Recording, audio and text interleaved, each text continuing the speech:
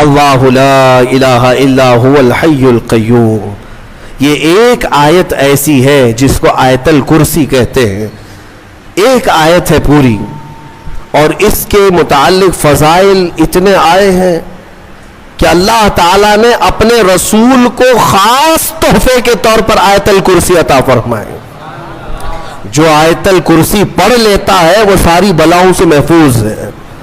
رات کو اگر پڑھ کر کے سویا تو اس کا گھر جلنے سے محفوظ، جلنے سے، چوری ہونے سے محفوظ.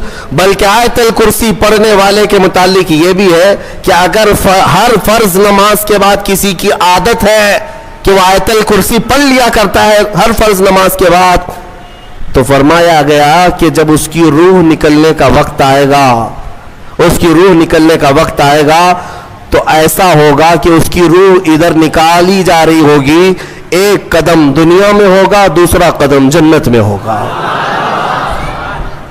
اور اس کی روح قبض کرنے کے لیے بھی یہ حکم آیا کہ اتنی آسانی کے ساتھ اس کی روح نکالی جائے گی کہ اسے اندازہ بھی نہیں ہوگا، پتہ بھی نہ چلے گا. آیت الکرسی پڑھنے کی عادت ڈالو، حفاظت کے لیے بھی، اور جو اللہ رب العزت سے بے پناہ محبت کرنا چاہتا ہے، اپنے رب سے بے پناہ محبت کر کے قریب ہونا چاہتا ہے، اسے آیت الکرسی کا ورد ضروری ہے.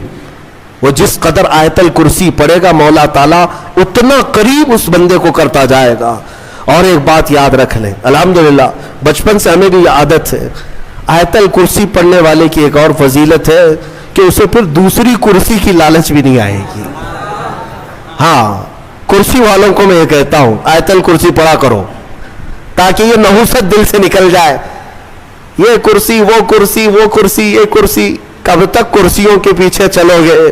جس کے پاس آیت الکرسی ہو، جیسے دیکھو اجمیر کے خواجہ کی کرسی آج تک کوئی نہیں ہلاتا، کوئی نہیں ہلاتا، اور اس کرسی کے لیے کبھی الیکشن بھی نہیں ہوتا. ہماری بات ہمارے اور 100 نسلیں بھی آئیں گی، ہندوستان کا بادشاہ وہ نسلیں غریب نواز کو ہی سمجھا کریں گی. کیوں؟ وہ آیت الکرسی والے بادشاہ ہیں. لہذا ہے سنی مسلمانوں، آیت الکرسی کا ورد رکھو. یہ کرسیوں کی لالچیں بھی بہت خطرناک ہوتی ہیں، بسا اوقات انسان کو کافر بنا دیتی ہیں، بسا اوقات انسان کو گمراہ کر دیتی ہیں. ہم نے دیکھا ہے اولیاء اکرام کی تعلیم میں، اولیاء اکرام جب کسی کی تربیت کرتے ہیں نا تصوف میں، تو تربیت میں سب سے پہلے وہ 2 چیزوں کو مارتے ہیں. پہلی چیز یہ ہے کہ کھانے میں لالچی نہ ہو، بہت زیادہ کھانا بند کر دو. اگر کسی ولی کے دربار میں تربیت لینا ہے تو پہلی تربیت وہ یہ کرتے ہیں کھانے پر کنٹرول. اور دوسری تربیت کسی بھی مقام، مرتبے، منصب اور کرسی کی لالچ ہرگز نہیں. کوئی عمل اس لیے نہیں کرے گا کہ مجھے یہ مقام ملے، دنیاوی منصب ملے.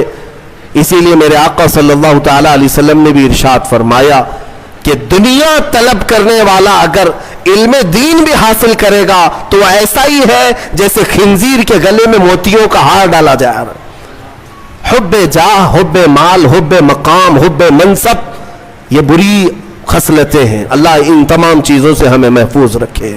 من رکع فرفع، حضور نے فرمایا جو جھک گیا اللہ اسے بلند کرتا ہے، اور جو اکڑ گیا اللہ اسے ہمیشہ ذلیل کرتا ہے. تو یہ کرسیاں ہی ہیں جو اکڑ پیدا کرتی ہیں. آیت الکرسی کا ورد ہمیشہ رکھو، بہت ساری چیزوں سے تمہیں محفوظ کر دے گی.